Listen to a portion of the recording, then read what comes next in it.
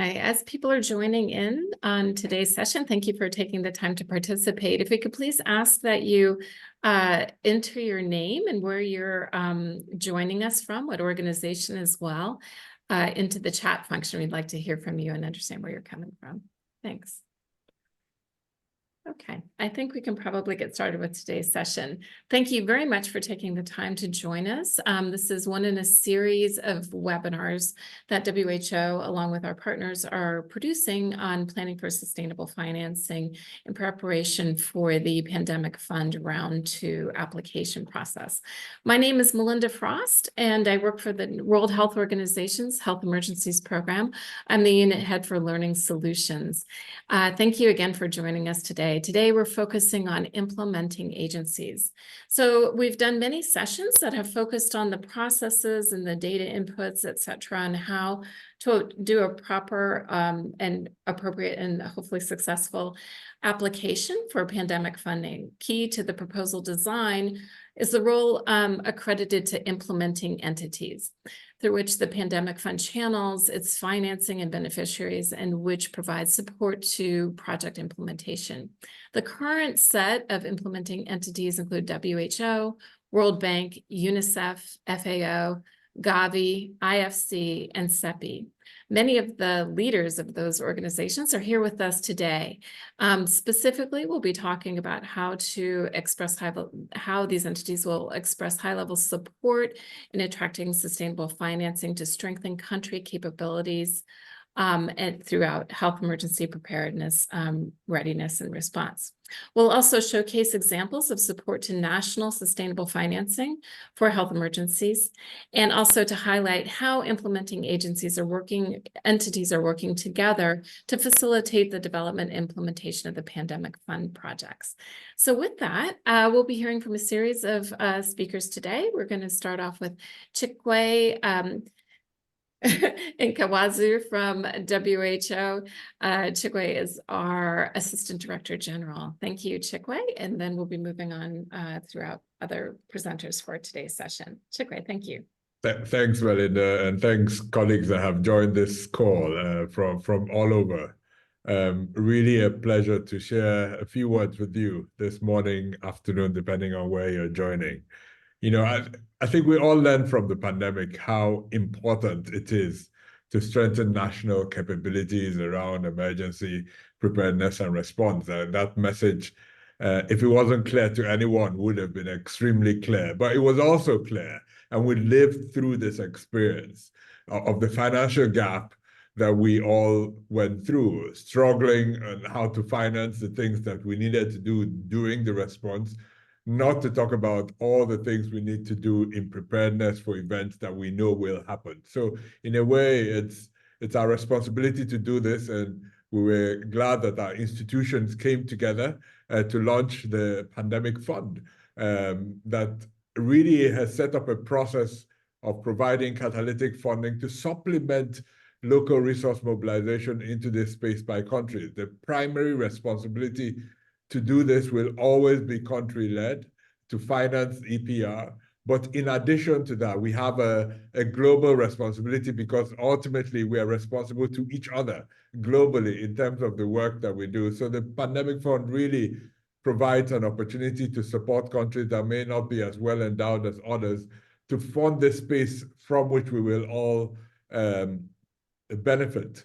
So in the first round of the Pandemic Fund proposals, we received an incredible response. You know, 80% of low and middle income countries submitted proposals, just highlighting the need for this extra resource that is coming to them, and really proposals that are funding national action plans for health security. So these are plans that countries have developed themselves already, and the Pandemic Fund is going directly into supporting them to implement these funds. We provided a framework within WHO in terms of how we think this space should work, called the Health Emergency Preparedness and Response Framework. But ultimately, it's a guide to countries to then use to apply for these funding. So the response has been great, and we're grateful to all those who both put in money, the secretariat, the process, and we've gone through a first round, and many countries have already started implementing bits of it already, and we're learning lessons from that as we move ahead. So right now, like you know, in Geneva, our member states are discussing a new treaty, a new agreement, and we remain extremely confident that we will agree on a way to work together into the future. But whatever comes out of this, we will still have to fund the work that we have to do together. So WHO in itself, we serve various roles in this process. We support a secretariat that manages some of it. My colleague, Mike Ryan, currently leads the technical advisory panel. And, you know, we're one of the 13 current implementing entities as part of the pandemic fund. So this is very dear to us as we work with yourselves and colleagues to enable this process. We've learned a few lessons from the first round, and the key thing we want to do now is to learn further lessons, how to get this next round even better executed, and then plan for the future. So critical, this meeting is extremely critical for us to get some feedback from you, but also to share with you the critical lessons we've learned. So thank you very much for your participation. We remain extremely committed to this process and to the financing and implementation, and really see countries at the heart of this. And that's kind of how we want to take this into the future. So thanks very much, Melinda, colleagues. I look forward to a very interesting session myself. Great. Thank you very much, Chikwe. And with that, you've heard from Chikwe that we really do want to hear more feedback and experiences from countries. So as a reminder, if you could please, if you haven't, go ahead and introduce yourself in the chat function. Give us your name, where you're calling from, or where you're dialing in from, and what organization you work with. If you have questions, there's a session towards the end of today's session. There will be a portion of the program that'll be dedicated to question and answer for any of these presenters. So please go ahead and ask your question in the Q&A function. So with that, I'm going to turn it over to my colleague, Scott Pendergast, who's the Director of Strategic Planning and Partnership for WHO, to give us a bit more of a background in the Pandemic Fund. Thanks, Scott. Thanks, Mindy. And pleasure to have everybody here today for the webinar. Really critical call around the collection of implementing entities, which really make the Pandemic Fund a very, very unique organization in the global health space. And I'd have to say, we just had the board meeting last week of the Pandemic Fund board. And overall, I definitely see an institution that's maturing, that's getting into a rhythm of business and ways of working, but importantly, also a greater recognition that the Pandemic Fund itself is made up of its board membership, the secretariat, but also the collection of implementing entities. So very happy to have everybody here today discussing how we can work more closely together, more effectively at country level, leveraging all of our individual skills and what we bring to the proposals. So what I wanted to go through today just a little bit is some of the things that we've been doing for this second call for proposals to support countries. So one of them has been continuing to convene together the implementing entities to continue to convene together at the regional and country level teams to develop proposals going forward. In support of this, and we sort of recognize that one of the key things that we have to strengthen is the people on the ground that have then the ability to actually bring these multi-sectoral, multi-stakeholder processes forward, being able to look at the existing plans, make those priorities, cost those plans, look at packages of financing, so as that we can get the most effective projects, most leverage for those projects. And so we started a webinar series last year for the first call for proposals on how to go through the process of developing not just the Pandemic Fund proposals, but really sustainable financing plans for better preparedness. And this year we've run that webinar series again, just over the course since March 19th through to this week. And so far we've had over 1,800 participants that have participated in that set of training, really across all countries, across all implementing entities. So it's been fantastic to be able to have everybody coming together, sharing their knowledge, sharing their experience, and really building up this kind of competency on the ground. And what we want to do is continue with those training series, but also we want to start to develop, together with the other implementing entities and countries, a community of planners that can support these processes as we go forward beyond this year and this round. So far, we've also opened up a roster for potential applicants to join that community of planners. We had more than 900 applicants in the first round. And now what we're going to go through is a training series with those applicants and then do a test at the end of that training series so as that we can start to shortlist for everybody potential planners and program managers that can support these processes. In addition to that, together with the other implementing entities, we've been trying to track the number of proposals that are currently under development. This is quite difficult to do because it's very fluid, I would say, in terms of what's happening in different regions in different countries. So far, within a tracking sheet that we've got monitoring over 63 proposals in development, but we understand that that number is significantly higher than that. And this is a combination of both single country projects as well as multi-country projects. Those projects are continuing to cover the 3 priority areas. A lot of work happening in the Africa region. We still haven't quite got visibility yet in the Americas region, and there's a smattering of different proposals coming through. The purpose of trying to track this is to make sure that we're giving everybody an opportunity to participate in those projects that are being developed currently within countries. So working together with the other implementing entities, we're trying to sort of get a full picture of intelligence and then facilitate, especially those implementing entities that may not have exactly the same country presence, to help facilitate them being able to prepare projects. As you can see from the sort of implementing entity point of view, all of the proposals, the 68, include WHO. Only very few of them are WHO only 3.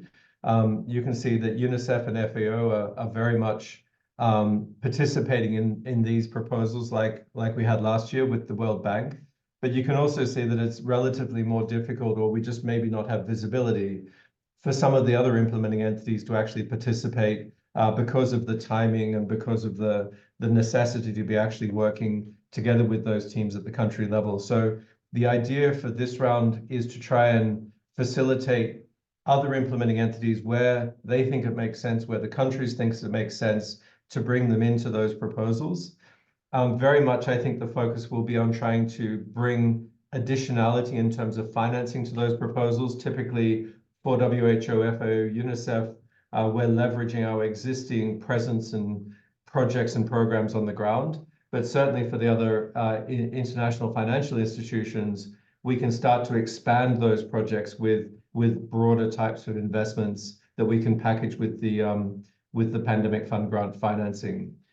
So we'll continue to improve this. We've still got a month to go, and I would expect that this list will very much increase in size as we get into May. Last round we had, I think, 2.6 billion of proposals. I would expect this round to probably exceed this from our current sort of analysis. Just looking at some of the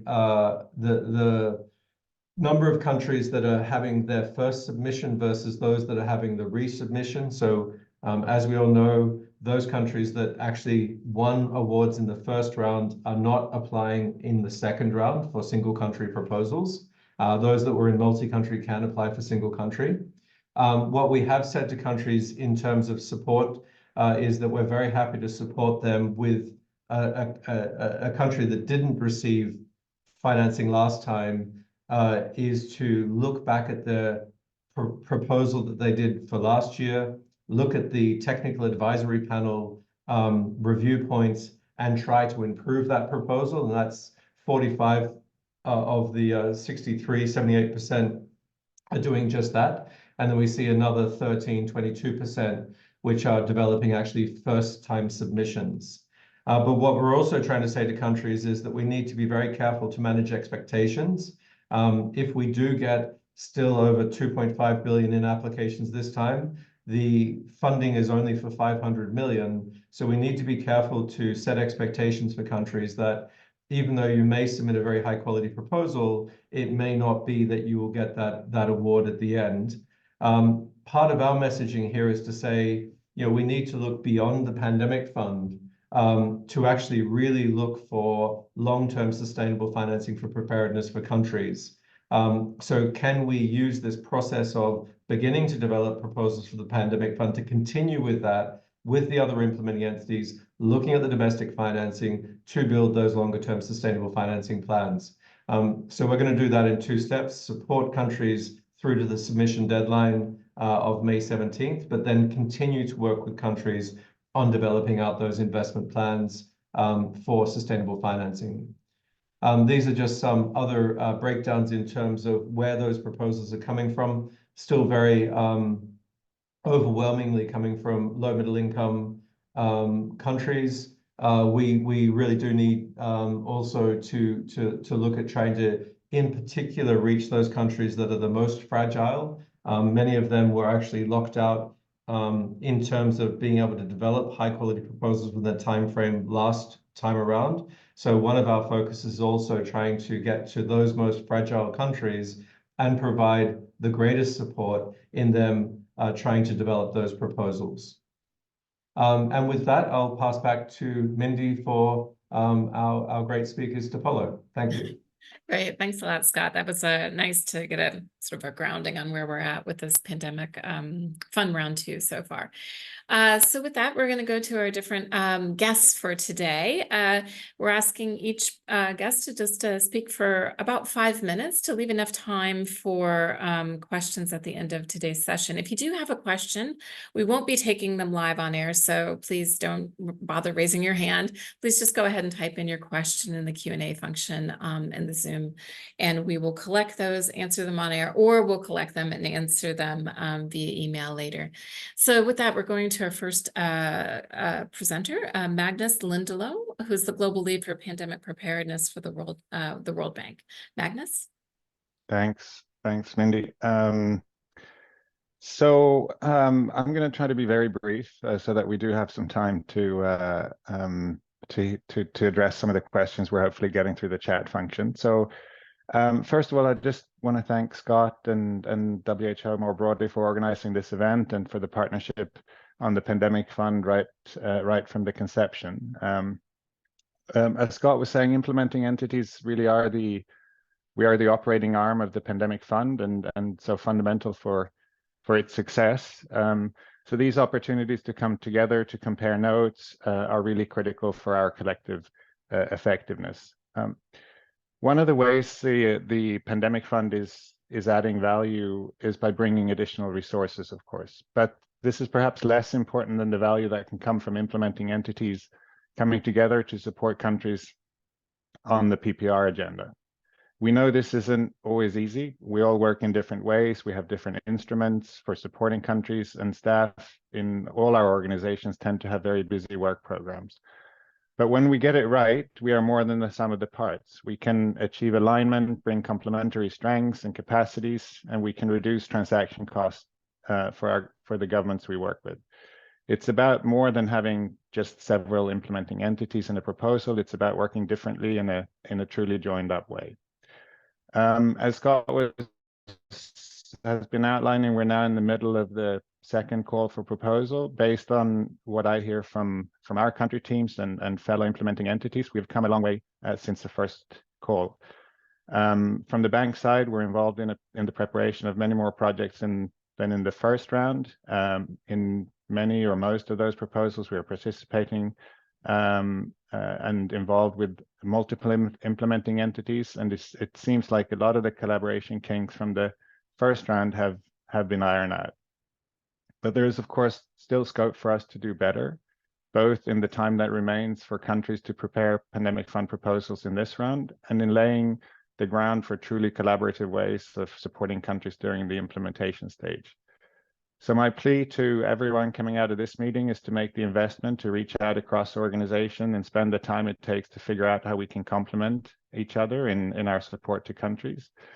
and regional entities. And my second plea is that we don't hold back in raising questions and concerns about how we work together. It's the only way we're going to solve problems and continue to build trust and collaboration. I'll stop there, and just thanks again to WHO for creating this forum, and I really look forward to the discussion today and the continued collaboration at country level. Thank you. Great. Thanks a lot, Magnus. Really appreciated. So we'll move on to our next presenter speaker today, Alex Jones, who's the Director for Resource Mobilization for the Food and Agricultural Organization. Alex, thanks for joining today. Great. Thank you very much for having me here. And first of all, I also want to join in thanking Scott and WHO for bringing this together, and also for all the other implementing entity colleagues who are joining us today. I don't want to go into a lot of detail. I do want to mention the fact that, this is often overlooked, that FAO is a key partner in pandemic prevention through our One Health approach, especially in animal health. As Chikwa just pointed out, we do have a need for all countries to invest in preventing the pandemic and leveraging sustainable finance. But there is an element of reality check, because we do need a whole of society approach, and we need governments first and foremost, going through to communities and those on the front line of the work. And of course, we do also recognize that investments start at the domestic level, but also that low and middle income countries do require quite a lot of support due to the high cost of disease and the burden that they already carry. There is obviously a lot of commitment to prevention in the post-COVID world, but at the same time, we do know that memories fade rather quickly, and there are many competing demands on resources around the world, and we tend to be dipping into the same pot of resources for many, many issues, including climate crisis and conflict crisis. So we need to keep this alive. And Scott was also just pointing out the issue that dealing with country funding expectations can be rather complex. I do remember a few years ago with the inception of the Green Climate Fund that there was a mass rush with somewhat unrealistic expectations raised, and it took a few years before we settled into a pattern of understanding the cyclical resource availability and preparing for those, rather than expecting there to be a immense outflow of resources immediately, just because the processing times are longer. So I wanted to touch really quickly on just a couple of things that FAO is doing right now. Obviously, in most cases, together with our partners, implementing entities, and of course with the Quad. A lot of what we're doing is supporting investment planning at the national level. So this is prioritizing investment cases for One Health, costing, demonstrated return on investment, providing expert support. So we have some really good examples of pilot work that we're carrying out in Kenya and Senegal, and with great thanks for the support being provided by the Bill and Melinda Gates Foundation and USAID for that. We also have a very important chapter of work that we're doing with the World Bank and starting up investment planning and leveraging support in South Asia, for example, Bangladesh, Sri Lanka, and Bhutan, a few others under discussion as well. This is working through FAO's investment center model, which, as many of you probably know, is about analysis of needs and priorities, prior national assessment, linking in terms of annual production in One Health. So it's quite a comprehensive approach.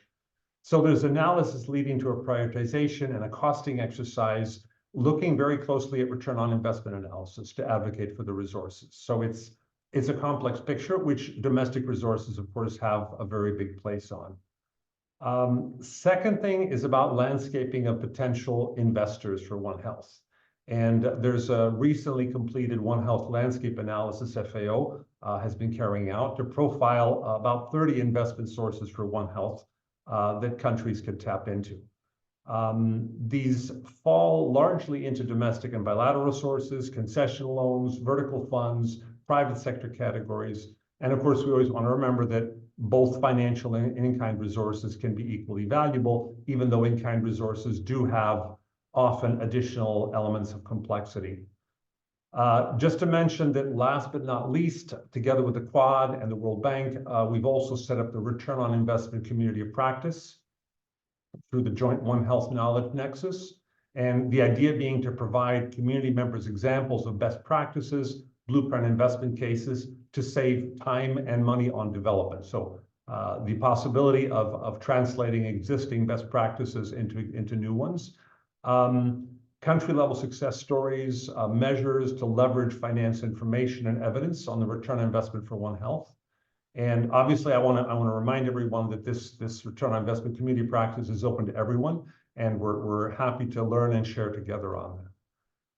So there's a lot more to be done, a lot more support required. It's a opportunity that's been very key. We're very happy with the outcomes of the first cycle. We're working closely, as you saw from the numbers that were just presented. We're doing our best to share all the information, and I think we're right up there in terms of the level of support and numbers as well.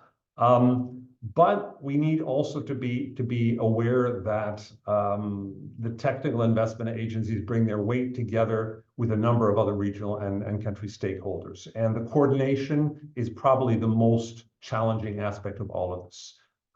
We're doing better than the first round, but I think we still have a little bit of a ways to go. So it's an appeal to everybody to stay closely in contact and share as much information as they can.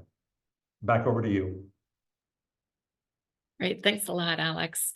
And thank you for all of those votes of, working together. It's a really exciting moment for our different organizations.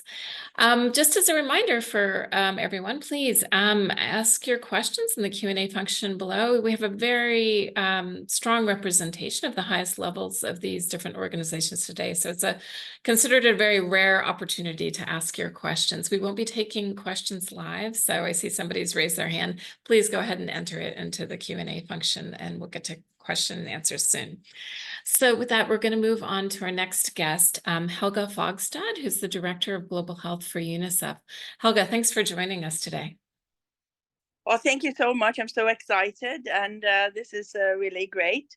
I'm honored to be a part of this webinar today and the opportunity to emphasize UNICEF's pivotal role in shaping the global architecture and financing mechanisms for pandemic preparedness. So public health emergencies, especially pandemics, profoundly impact children's health and well-being and the socioeconomic status of families. The COVID-19 crisis vividly showcased how policy decisions could have detrimental long-term effects on vulnerable children and communities, and especially those in the poorest region.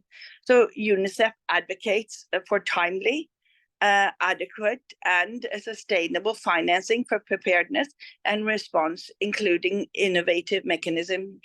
So it is really important that preparedness is an integral part of planning, the national health planning. And the Pandemic Fund, with its focus on surveillance, laboratory work, and workforce aligns with international health regulations and the broader global health architecture. And that's really important. So in the first call for proposals, UNICEF played a significant role in 8 approved projects, showcasing our commitment as an implementing entity across various countries. We continue to engage actively as an observer on the Pandemic Fund Board, ensuring our technical expertise contributes to impactful proposals. So maximizing the Pandemic Fund's potential, UNICEF emphasizes community engagement, civil society involvement, and gender equality and broader equity considerations in project design and implementation. We acknowledge feedback from the first call for proposals, recognizing the need for better risk assessment, feasibility, value for money, and gender equity considerations in the second call. So our long-term vision articulated in the white paper called Putting Best Interests of Children, Women and their communities at the center of the public health emergency preparedness and response emphasizes the pivotal role of children in global preparedness efforts. And furthermore, UNICEF operational response framework for public health emergencies, which has been newly launched, provides a strategic roadmap for controlling, containing, and mitigating the impacts of such crises, highlighting our added value and comparative advantage. UNICEF's sectoral leadership and programmatic interventions ranging from risk communication to immunization are tailored to specific country contexts, aligned with WHO's framework for strengthening health emergency preparedness and response systems. So as we embark on this discussion, let's reaffirm our collective commitment to safeguarding the well-being of every child, ensuring that no one is left behind in our pursuit of global health security. Thank you.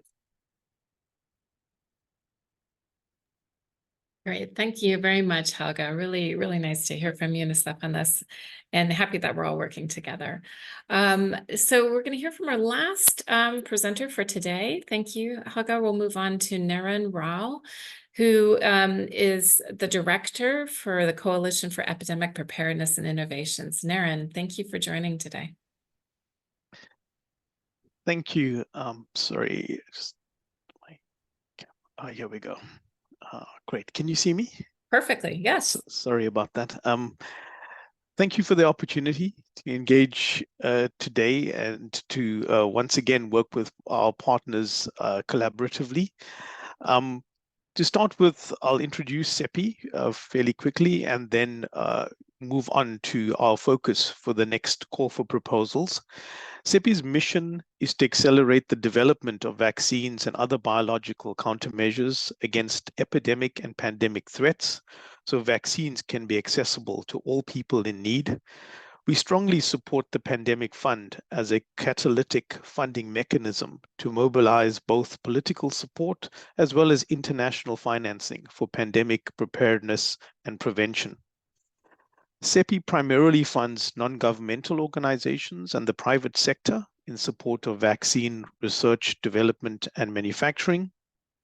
We provide technical assistance and consulting services to governments, and we may enter into funding arrangements through partners.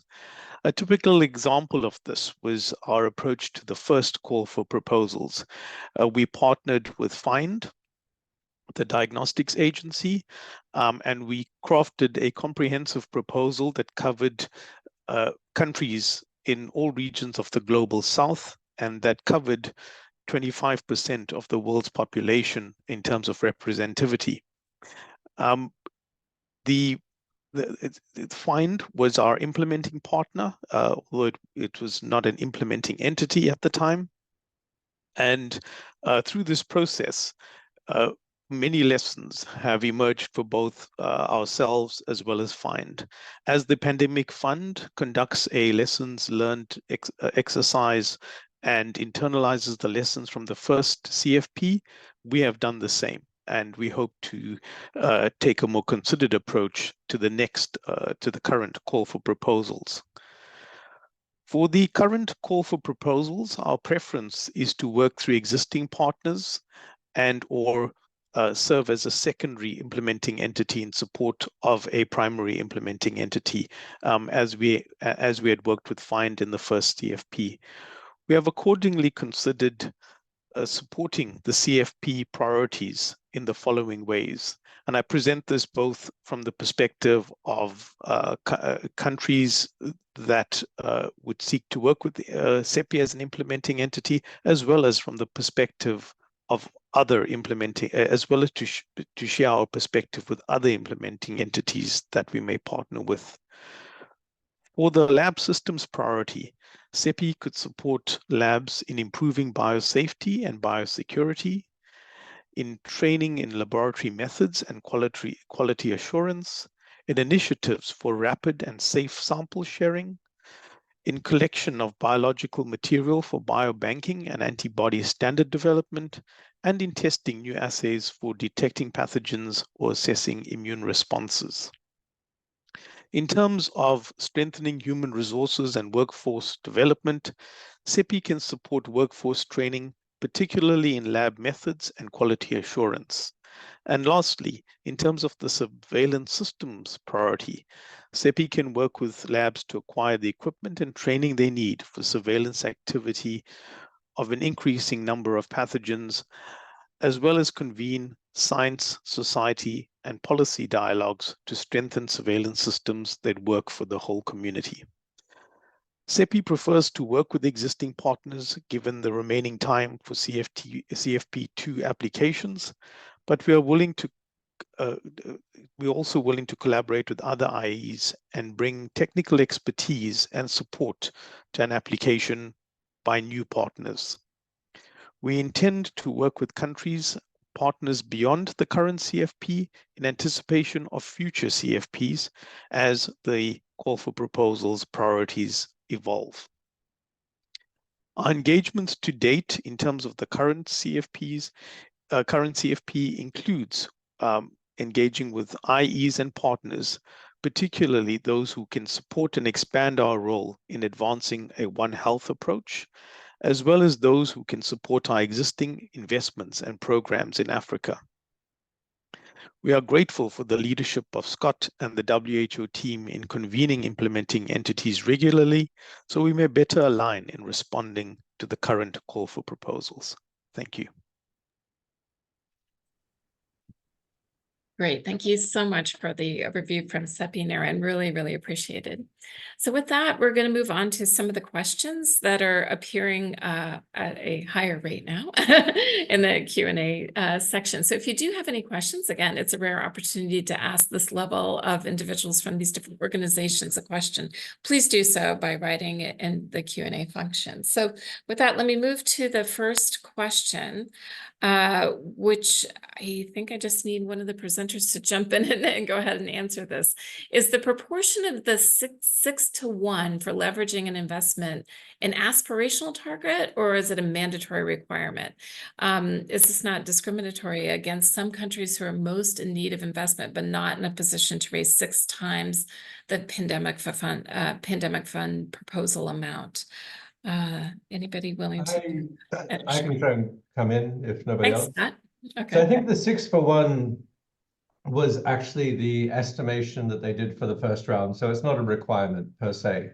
But the idea is that for the grant financing that is raised through the pandemic fund, when the other implementing entities come into that proposal, they're also bringing additional finances from either their existing programs or new programs. And this is the idea of the leveraging. So it's not necessarily leveraging from a country point of view. It's making sure that the implementing entities are finding, I guess, synergies in the work that they're doing to make the broader project. And a good example of this, because different implementing entities have different ways of co-investing or co-financing. So certainly from the international financial institutions, they're coming in and looking at the grant portion being complementary to a broader, say, for example, concessional loan part of the project, whereas the UN entities are doing in-kind co-financing, leveraging their existing resources and programs in the countries. And then in addition to this, there's a portion of the proposal which talks about the co-investment, which is really looking at the sustainable domestic financing that's coming in to support the longer term longevity of the proposal. Okay, great, thank you. And so bridging from there, we have another question. Beyond the pandemic fund, how are these different agencies working together to ensure financing for health emergency preparedness at country level? It's important to hear about this, as demonstrating additional financing is key to the success of any endeavor.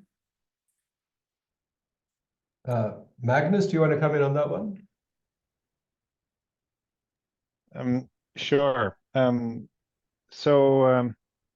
I think just on the other point, maybe before I get into this, on the leverage point, is also to note that I think the guidance from the Secretariat in terms of this specific definition of leverage and how it should, the sort of methodology for measuring the extent of leverage, I think is still being worked on. So So that also comes into kind of how this will be addressed in the second round.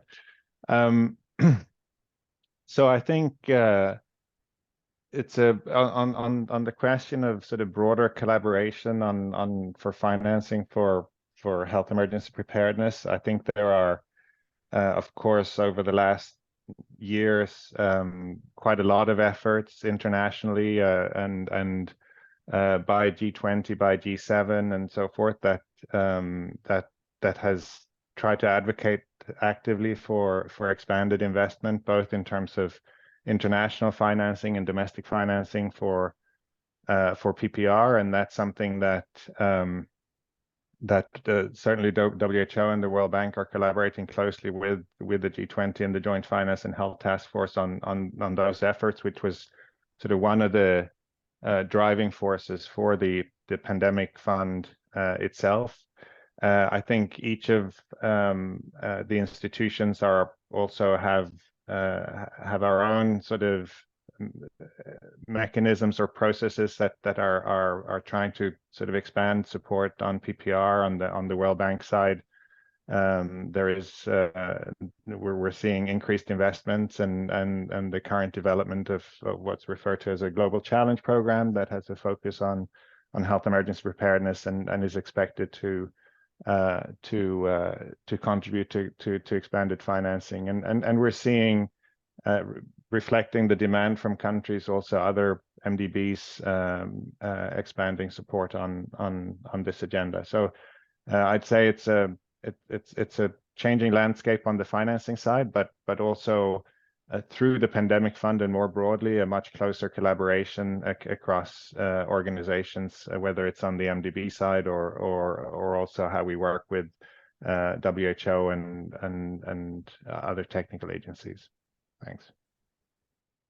Mindy, can I just add one thing? Because it's a really important topic, and actually, as part of the pandemic agreement negotiations that is currently going on between member states, there's been a lot of discussion with member states of how can they be supported with a more coordinated approach across the implementing entities to finance national priorities. And in fact, there's an article within a draft article within the pandemic agreement, Article 20, talking about the need for some type of coordinated financing mechanism so as that the different implementing entities can come in behind those national priorities through, well thought through and well conducted multi-stakeholder, multi-sector processes. I think the pandemic fund actually has gone a long way to actually helping in practice bring some of this coordination together. And I think we're seeing it today. We wouldn't have had this meeting 3 years ago. There wasn't a forum to do it. So the fact that the pandemic fund was designed with countries in the center, one country proposal per country, with all of the implementing entities coming together in support of that country proposal, I think it was something like 60% of the proposals in the first round had 3 or more implementing entities participating in them. And so I think it's these types of activities that are really creating the incentives and creating the mechanisms to bring that greater coordination. Now, we all know we need to do better. Actually, our FAO is on the call, and 60% of the first round of applications included a One Health component.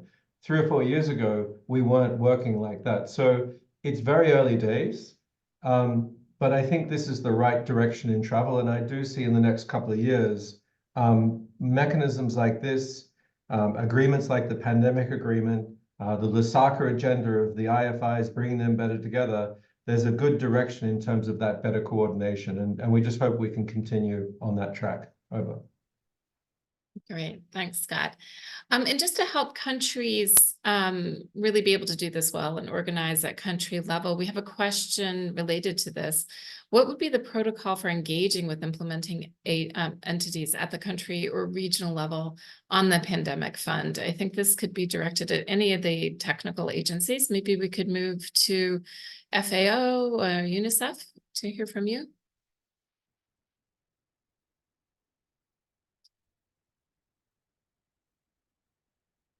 So So the question is, what would be the protocol for engaging with implementing entities at country or regional level on the pandemic fund? Alex, Thanks. do you want to go first? Sorry, I was waiting for you, Helga. Okay, no problem. Always shy about going first here.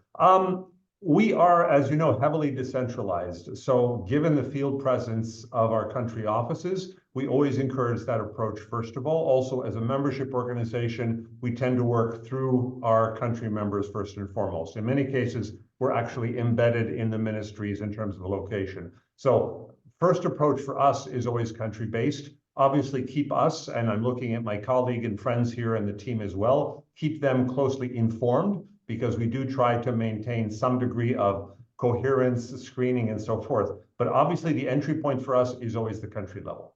FAO representatives, if we have dedicated staff from our One Health team there, if not at our sub-regional offices. So my first approach would be that country. If, of course, you're not sure who to contact, in the country, by all means, contact me. My colleagues here, Katrin Taylor is one of our coordinators, and my colleague Tanawat as well. We can help you with introductions as well if you're not sure of the approach. But definitely, to use an overused term, subsidiarity. We want to go at the country level to make sure that we really have the buy-in of the country on its own priorities first. Great, thank you, Alex. Helga? It's very similar to us, and I think it's very important that we also keep a very tight link to the national planning that is going on, so that it becomes an integral part of that. But please contact, as Alex is saying, the resident rep in the countries, and as you know. UNICEF has offices in most countries, all countries nearly, and so and then we'll take it actually from there, or any of us. Great, thanks a lot. I feel it's the same for WHO. Certainly work with our country offices first, and move on from there. Maybe Naren, do you have something to add here? Yes.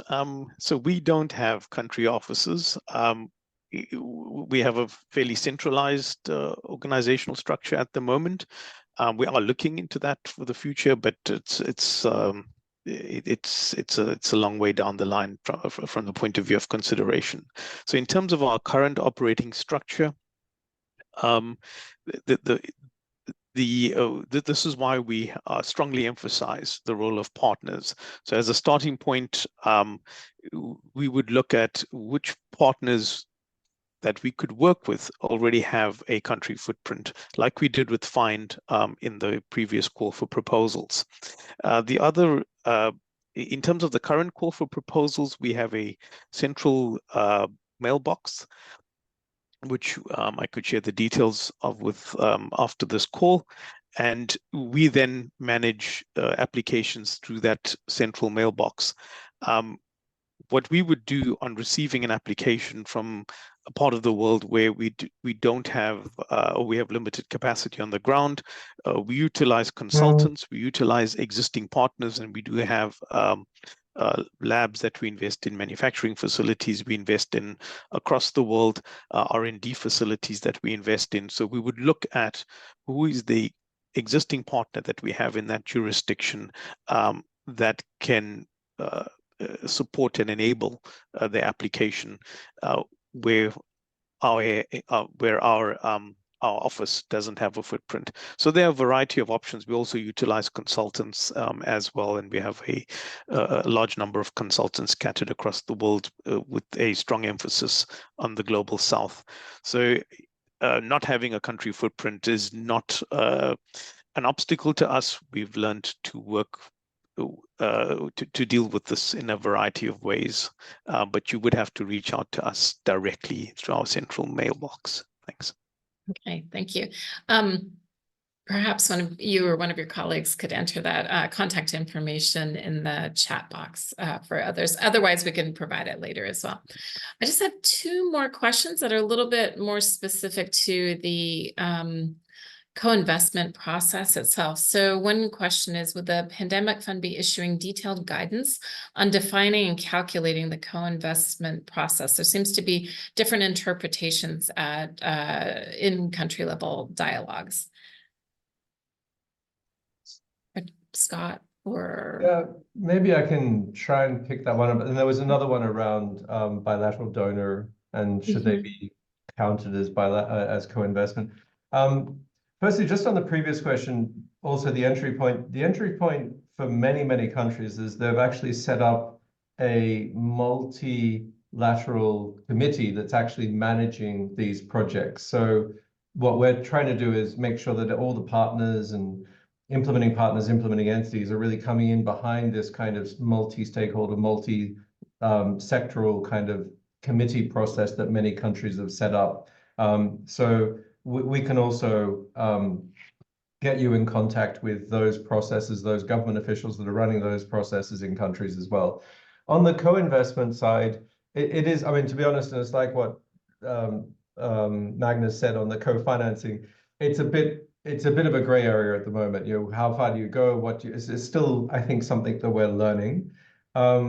I would say that there is more detailed guidance this time around in the pandemic fund application process, really specifying what do we mean by co-investment, co-financing. And it's also going to be part, or is part of the actual proposal form with exactly what sort of numbers should be put in there. But what we can also do in that webinar series that we mentioned before, especially I think it's in the final one, Mindy, you know, in finalizing your pandemic fund proposal, what we can do is get the pandemic fund secretariat onto that training session and maybe get them to provide some specific guidance and advice as to how they're seeing it, so that countries and applicants can make sure that they fill in them correctly. Over. Yeah, that sounds like a really good idea. Thank you. I think that highlights most of the questions that we've received. We will be collecting your questions and pulling together an FAQ list that we'll offer later, as well as the recording for this and all of the sessions in this series, as well as the slide presentation. So I'd like to go to closing comments and thank everybody for their time today. Why don't I start with you, Naren? Any closing comments for today's session? You're on mute.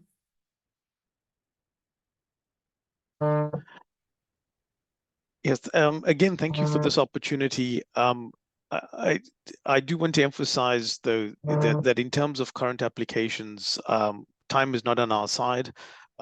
So we would, while we're happy to engage as widely as possible, we do have to look at areas where the CEPI footprint in terms of our current areas of work is solidly entrenched, so that we can build on that. An entirely new area of work for us would be difficult to entertain at this stage, given that we have just about a month before the close of the deadline. So that is a guiding principle in terms of how we engage with the CFP. But we are grateful also for any outreach, because we're taking a longer term, more considered approach, looking at future CFPs as well. Thank you. Great. Thank you very much, Naren. I'll move to Helga. Helga, thank you for joining us today. Any closing comments? Yeah, I think, thank you for this. I think what would be really important is to safeguard children around in these proposals and be clear on that. And we will, of course, try to collaborate as effectively as possible across the partners and support implementation and as part of the national plan. Thank you. Great. Thanks a lot, Helga. Alex, how about you? Thanks. I've had the privilege of being involved in the startup of a number of vertical funds, the GCF, the GAFSP. I don't go quite as far back as the Jeff, but I've been heavily involved. A certain degree of organizational chaos is just part of life in these. It happens, and I think I've seen a lot of progress already going into the second round. But we do have to accept there will be quite a lot of, let's say, fluidity and flexibility.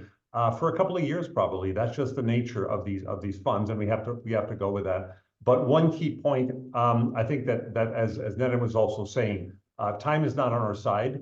I don't want partners to feel that they have to go a mad rush to try to go in now and grab resources. This is a long game. Quality, coordination, government ownership, these are more important than being in immediately to grab everything. Because as others were pointing out, the resources will be oversubscribed by a factor of probably 4 or 5 to 1. So rather than jumping in now and saying, quick, let's throw something in the pot, think about it, work with partners, work with governments, and make sure that it's high quality. So long game, I think that's my key recommendation. Good advice. Yes. Great. Thanks a lot, Alex. Magnus, thanks again for joining us so early in the morning for Yeah, no, it's getting lighter here, but no, I think the long game is indeed the right way to think about this. It is something where there are going to be a lot of kinks to work out along the way, and the only way I think it's important to emphasize that that this is a learning process for all involved, and everyone on this call is our agents in that, and it goes back to where I started, which is just to encourage people to raise questions as we've had in this meeting, and to do it in other forum, and consider themselves active agents in shaping how the pandemic fund works. And so very much looking forward to that collaboration. There was a question on the sort of pandemic fund as a sustained financing source or a sustainable financing source, and I think it's important also to emphasize that the pandemic fund is at a very early stage, and we still don't know what future replenishment cycles will result in and so forth, but it's really, I think the pandemic fund should be thought of as a catalytic source of financing to get countries to work with us in different ways, and to prioritize this agenda. So look forward to the collaboration. Thanks for having us. early days. Thanks a lot, Magnus. Scott, how about some closing comments from you? No, just thank you for everyone, all the panelists, all the participants for joining. I think coming together, talking openly, working together in support of countries and communities is the only way forward. So I think the more that we do this, the more we'll learn how to do this. And beyond the pandemic fund, I think it's going to make us more effective partners. So just thanks for all the openness. On closing, I just want to mention one other question that came in around Africa CDC. They have passed the first stage of 3, I think, in terms of becoming an implementing entity. But even before that, they are massively contributing to this round of proposals. We have a joint team with Africa CDC working across the whole African continent on quite a number of multi-country project proposals. So already Africa CDC are central to a lot of the proposal development that's actually happening in this second round. So we want to continue to do that, and we want to continue to do a similar thing with other regional entities in other regions as well. So just thank you. Perfect. Yeah, thanks for picking up on that question. Okay, I'll go to final comments with Chikwe. Chikwe, thanks. You can close out today's show. Are you with us? I think he might have had to drop off. Possibly he's engaged. No worries. I think if we could just show the slides that show the remaining webinars, and with huge thanks to all of today's guests. Thank you very much for taking your valuable time and joining us in this series. Really, really helpful. Here you can see the calendar for the past and upcoming webinars as part of this series. All of the times here and the programs that are shown in white on the navy blue background are from 12 to 1 Central Eastern time. I'm sorry, Central European time. And we can send you a link for more information on that. You can see that this has been our technical week, where we've highlighted specific guidance around labs and surveillance, health workforce, cross-cutting issues around community engagement and gender and equity. And then next week, we're moving on to resource mapping, mobilization, monitoring and review, and then finalizing the pandemic fund proposal itself. Additionally, we'd like to highlight that the Pandemic Fund Secretariat will have a webinar on April 16th from 10 a.m. to 11 a.m. Now that is Eastern time in the US. So it's the one that's just on a different time schedule, and you can see the link there. So please join that. It's going to be a little bit more detailed on how to fill out the application template, implementing and monitoring an evaluation. And next slide, please. If you have any questions, please email whespp@who.int. Again, that's whespp@who.int. If you have a few minutes, please scan that QR code and give us a little bit of feedback, show us some love there. And it's really been a pleasure to spend time with you today. And thank you again to all of our presenters. We really appreciate your time in answering questions and giving us your perspective on this really valuable partnership. Thanks.